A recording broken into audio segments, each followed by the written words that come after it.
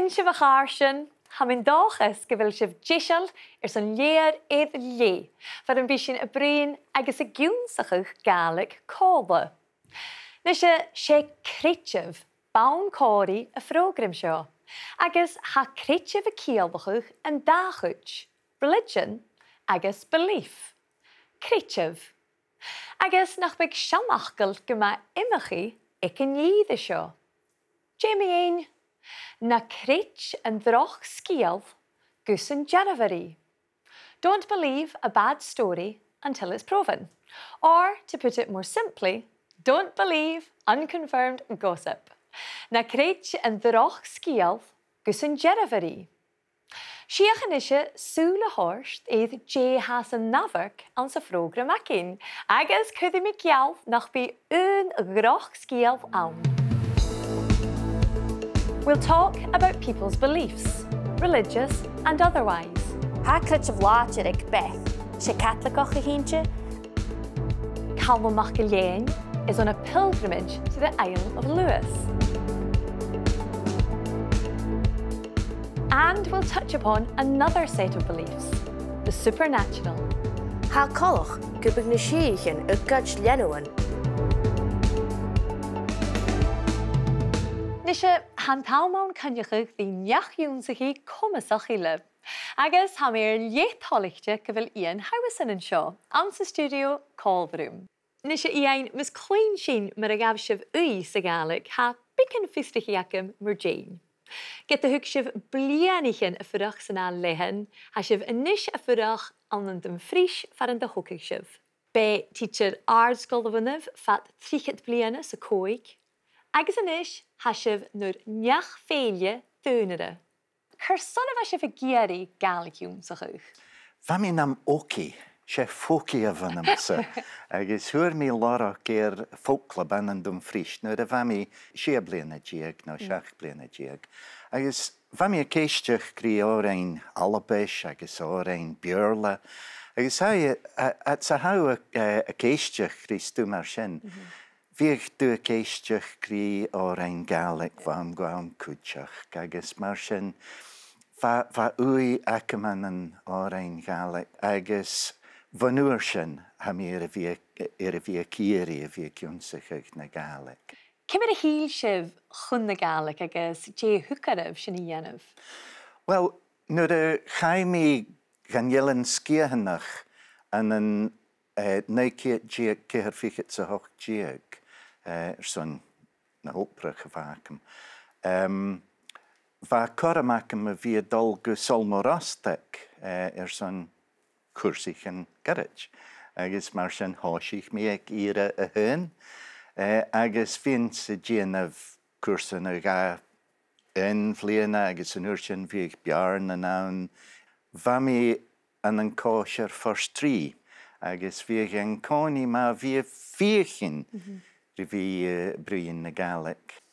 Agus Jane páirt a hic Gaelic nuair bethe in dú? Well, ha Gaelic guavasach cutramach gans stilum an lichtrichas, stilum a bhí leivig novelan agus goharit bartach Gaelic, agus hamir a bhí nam olanach ag solmarastach lánúne fat seach bliana, ach mar neach-fèille daonnaire cúteach ha a Gaelic cútramach an sa cúteach, agus mar éisimplar a nuaí rain mi pásach le díis a bha an bánóir a chosin ag a bhád, agus gofolaiseach bha Gaelic go leor sa fásach achcha. Dé an fachgal neo an napperst Gaelic a searlaif, agus chuson?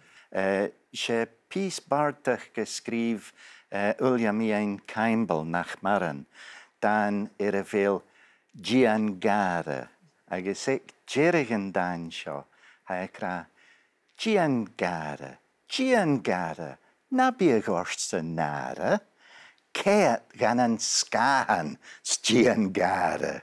Siad uafasach snog. Wel tapalit gymwr Iain son gain mewn lleol a hacaf Gaelic. Agus clwyni sy'n barach fo Iain na satir ers na rafisa I ddash còmhradh. Ach yn eisiau, Iain yn tuilleadh Gaelic iongantach.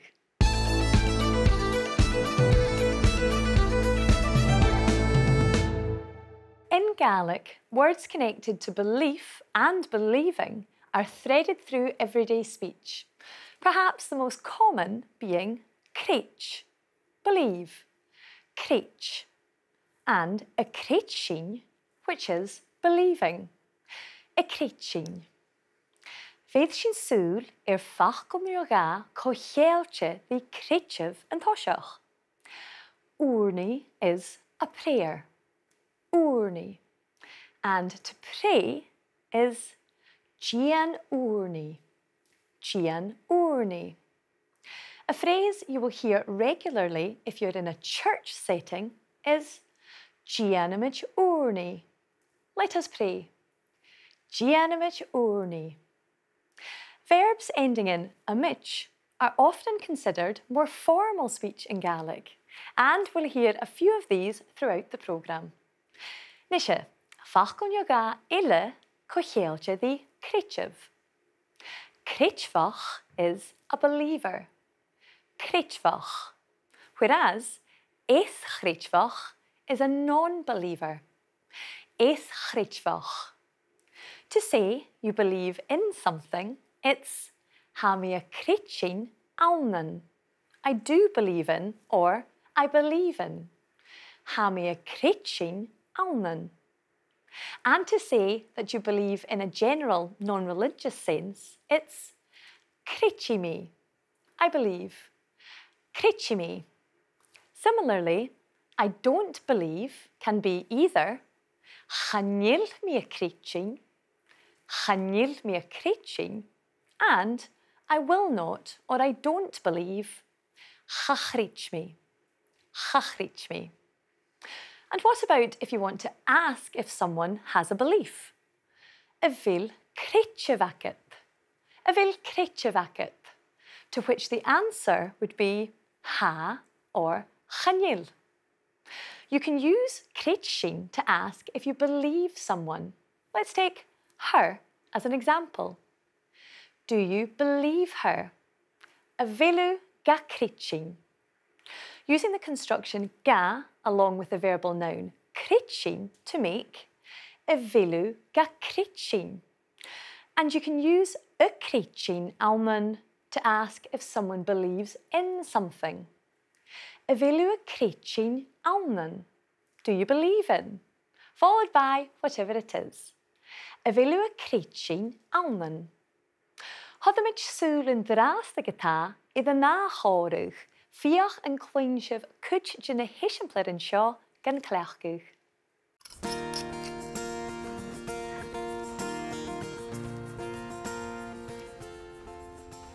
Cóvis a cur fáil carst yn pwysht yn lan dw? Hamis is mynach o gyfelu snog carst ein tron fost, siach a hwylad y fi leine. Cad fel yn eiclis fwrsyn. Hai cymhaen amach.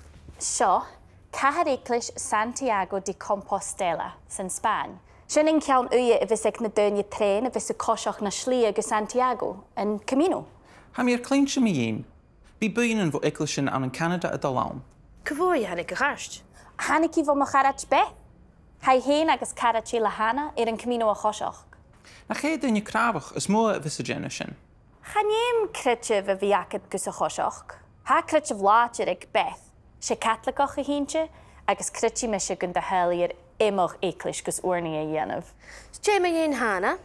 Se crytchifoch a hintje, ach, sta lefi falafir Sir Lion. In ro crytchif na rwyd látir an sy'n chylach acad sa Sophie. Ha chrydch me go ro. Cha fi me dog an eiclis. Ach, fa me fahas gyma spiritol gyda. Ham I hyn y crytching gre rwyd ufasach person da hawn. Fydd I dyn i crytching an sy'n rwyd a hwcrasep. Haniel me se crytch yn gyniemu fi an y coichin alo son crytch o fi agad. Chaniel mi crytch yn gyrys yn eich anna reta. Cwri mi gial gyfel echa crytching an taisyn. A mi glei hynsioch gymbyg a synsyn y crytching ans na síchin agus a crytching ans na heich uske. Han is stadion sin is feich na Gaeltach, created an masach. Ha còmhradh gubig na síchen gach lenuan. Eis vi get jachiske het al aan de rug killen. Son níon á go hálacha nuisce. Ai, hai còmhradh. Bij de kritchen gemór aan zijn daagjallig, gebig kutste geënje feking rutten mustachrigat. Roat Gàidhlig kan gretchen. Sé jo chu seacha te bhana bhí géis scéalchan, stainach an TV. Agus bhíh na clachcíonn sin gan còmhradh an kutste scíran go chéan garid. An bhíos a cearc leor cosach MacIlleathain nach go bhícha.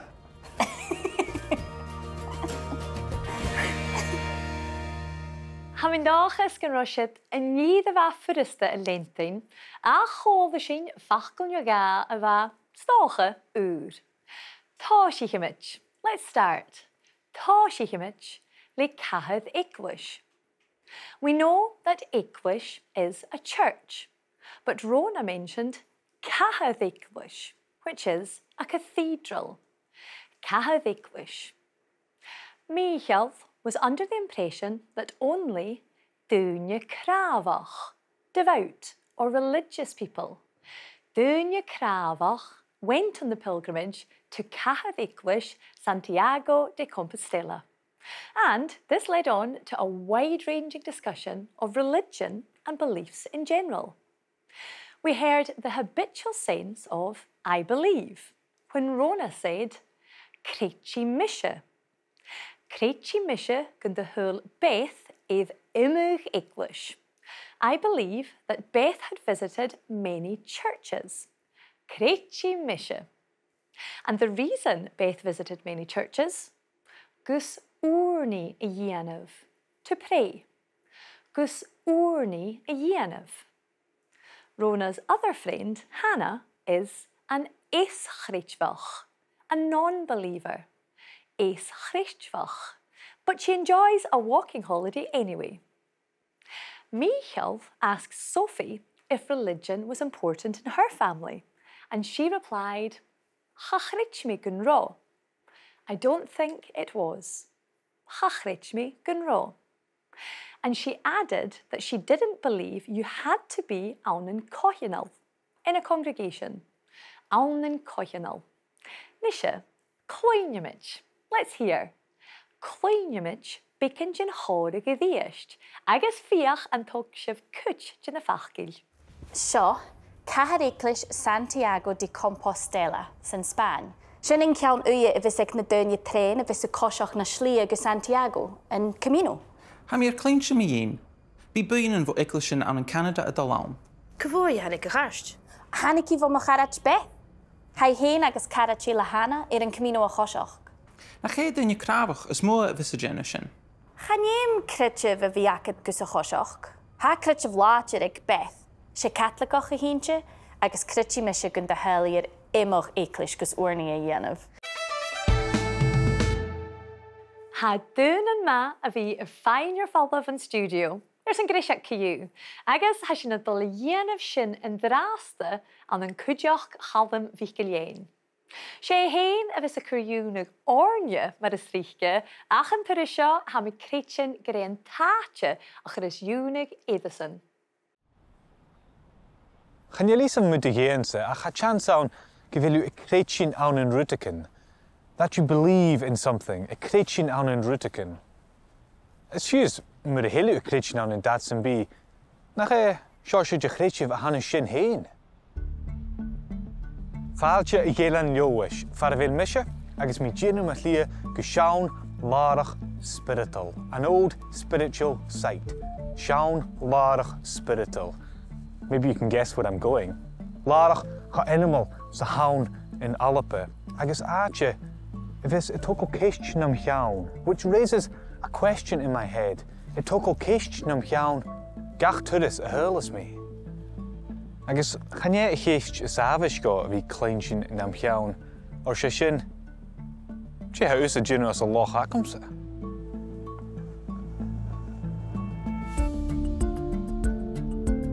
Ha mi dul a hurl tuairseachan chalanish, the Chalanish standing stones, tuairseachan chalanish. Clachan a cha a chuirt min séisih bach jún 5,000 bliana, agus a hána sinne na Stonehenge an an Sassin.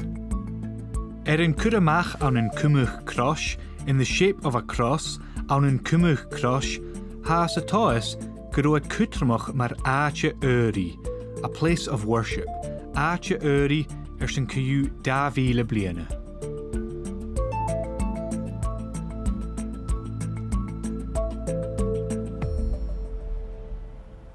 Hallo Marianne. Oh, hallo Calum, how are you doing? Hug Marianne nicht jail, blianichen as ciún init nan túrsachan, the Colonish Visitors Centre, init nan túrsachan, an Jeddah làrach seo. Iain MacDonald spent many years running the Colonish Visitors Centre. Agus ha mi lán gúil céist nó gá a chuirada. A question or two, céist nó gá.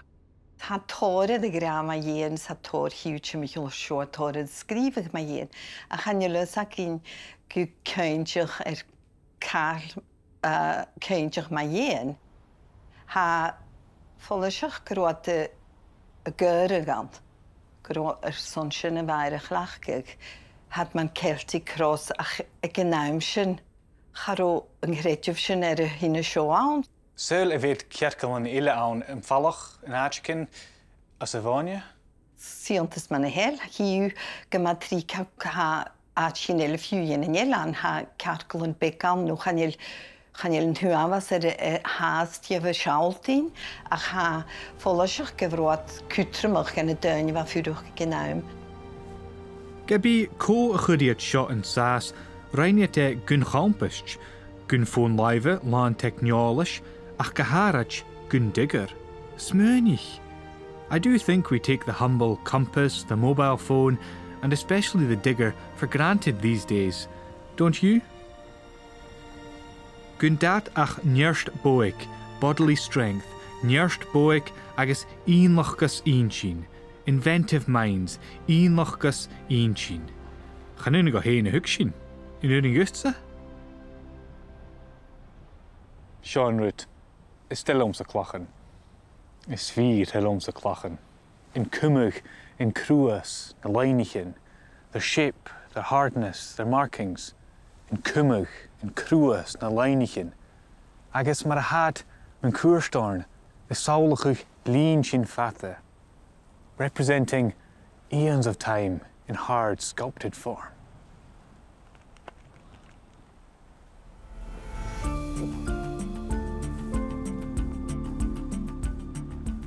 San teag sin, ha gach fed jina túrsachan móra seo iongantach ann hain. Absolutely incredible. Iongantach. A chaiad a séisih, ha sinne a smörnichuig. Ska creitjih.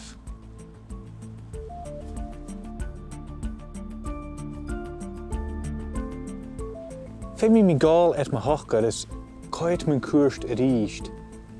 Or mar is mór is smörnichis meer, is an is luggage you gach gon hakam. Joy, na Gàidhlig, gaan aan trieke hachel sin. Gàidhlig héin chanán a chalum. Ach má haingucht san ar toirsteir turas go áte iongantach a dhíomh. Agus fa stúd chalum, jún sig sin in tuavas an chit. We learned that a place of worship is áte uri.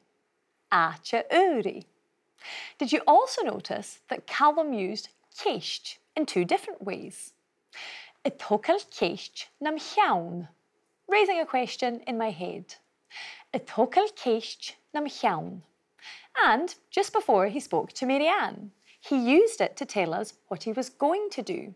And that was céist nó gá a chuirada, to ask her a question or two.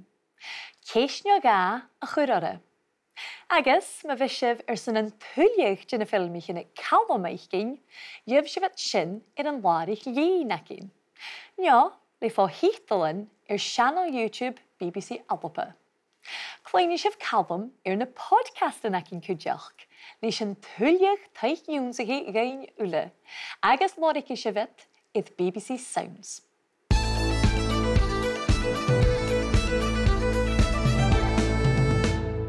Ha Iain còmhradh agus Iain chunig sin Calum sin ag tuairseach an Chalanish, and the whole shebang a riamhóra.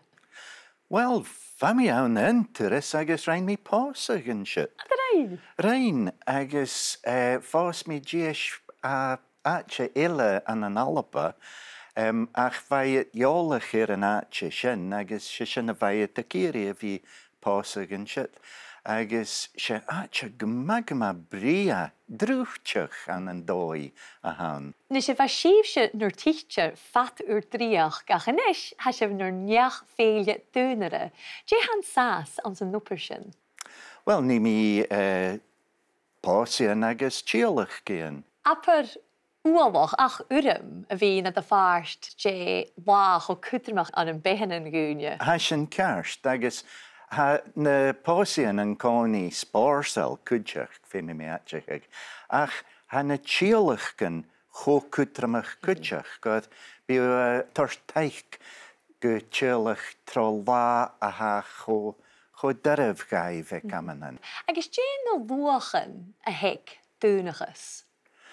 Wel, ha darut cútramach de gúnaran. Chétrut sé gyfeil sy'n acwr ar nerapsa an an reisnachach.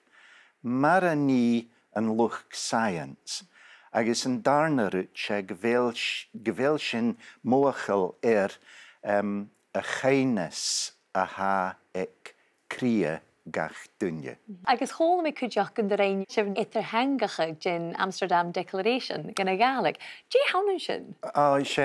Sin pís scrífi a vis a torst a vi tuction Jimmy Iain sa ha daonnairach. Agus folline an canan san bí ach an sa Gaelic go harit. Agus an bí sibh a clechcaigh na Gaelic nuair nupar laichal mar neach-fèille daonnaire. Well, bí at sa hami a gin of pósian no tíolach gin far a bhéil daine círi gym bí becan Gaelic na bhrain. Gailíomh, well, míle taing Iain. Tá fa leim sé Iain sanna bhí còmhradh ar SpeakGaelic hair a bheith chuma cynneach a gréibh. And remember, a version of today's programme with English subtitles is available on BBC Albapa's YouTube channel to support you with your learning. Nisje mis linchen orn lis een joensachig, Jimmy een bikken jin houde geva itter Rona, Michael agus Sophia goyet a viest.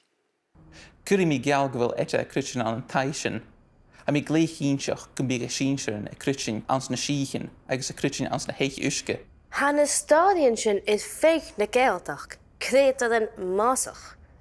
Ha coloch gubig na shichen a Gàidhlig, eis vi get jachuske het al an de rug killen.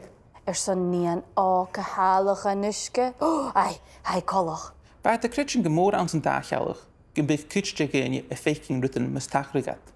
Rod Gàidhlig can gretchen. Sé jo chuir seachart a bhana bhí a gís scéalchan, mas tánic an TV. Agus bhíh na clachcín sin gan còmhradh an a cútste scíran go iongantach. Michael was knowledgeable about things os nátere, supernatural, os nátere. We heard him say, gun curig e giawl. He would bet, gun big eta, a creaching on an taishin, believing in ghosts. A creaching on an taishin, adding that her ancestors probably would have believed in neach-fèille, the fairies. Neach-fèille. We also learned about some more mythical creatures.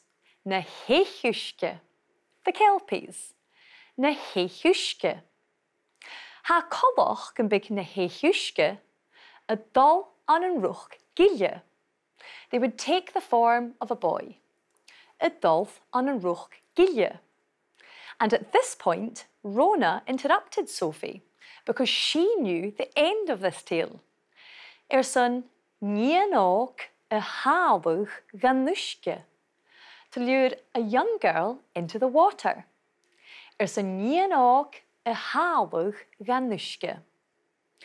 Michael went on to explain what second sight was, in daonnaire, when people saw things before they actually happened, in daonnaire. Now, you'll remember ga along with the verbal noun that we saw earlier on in the programme. We heard Michael use the ga construction in the passive sense, talking about stories and traditions being kept going. Gan cúmal, kept or observed. Gan cúmal. And Sophie used it in the active sense we heard at the beginning of the programme, to ask if people really did believe the stories. Gan creitsin, believe them. Gan creitsin. Chan je lysam hyn y fil mi gan creitsin, ach sé stiùidio scialach gan hwnta, agus hat ma sy'n cwd fi ar niúnsachach. Earlier, we learned about the root of the verb, the simple form used as the command. Bríonn room, speak to me. Toirt do bhrácan, put on your shoes. Foscail doras, open the door. For the plural or polite command, we add iv to the root, similar to the plural pronoun shiv. So, bríonn neach-fèille, speak to each other. Cúdamh ur bhrácan. Foscail ur leòdhas. Look out though for some two-syllable verbs that shorten when adding the plural iv. It's not too noticeable in bríonn, but you can hear it clearly in foscail instead of foscail. Foscail ur leòdhas. And it's very obvious with the verb éadich, get up, rise up, where we completely drop the ich and simply say éadamh, éadamh a cháirstean. Similarly, the command fudich is often reduced in the plural from fudíchibh to fudibh. Fudibh for a bhilsibh. All of you stay where you are. Fudibh for a bhilsibh. Ring sibh opad iongantach a cháirstean. Hadam ich súla nishe iad cúit de na dúnsaigh sin. A believer is a creighmhach. Creighmhach. Whereas a non-believer is an éas-chreighmhach. Éas-chreighmhach. To say you believe in something is ha mi a creitsin aunan. Ha mi a creitsin aunan. If you want to say you don't believe in something, it's chanil mi a creitsin. Chanil mi a creitsin. To ask if someone has a belief, you would say a vil creitmhacet. A vil creitmhacet. And second sight is an da chealbh. An da chealbh. Well, Charsten, hadamh mahanasco. One last idiom with creit before we finish. Cha creit mi nach, meaning I think that. Cha creit mi nach, agus, cha creit mi nach lanúne ruiorn. Ha móran a bharach bríadach I seán, a ha cochéalche ri creitibh. Agus ma ha sibh a géirí an tuilleadh dúnsachach nach tuilsibh an làrach líonachín. Cainigh go bhfuil a thula program san tríseo rí ain iad iPlayer a BBC, agus le fá hítalan channel YouTube BBC Alba. Chun na program, beamach live.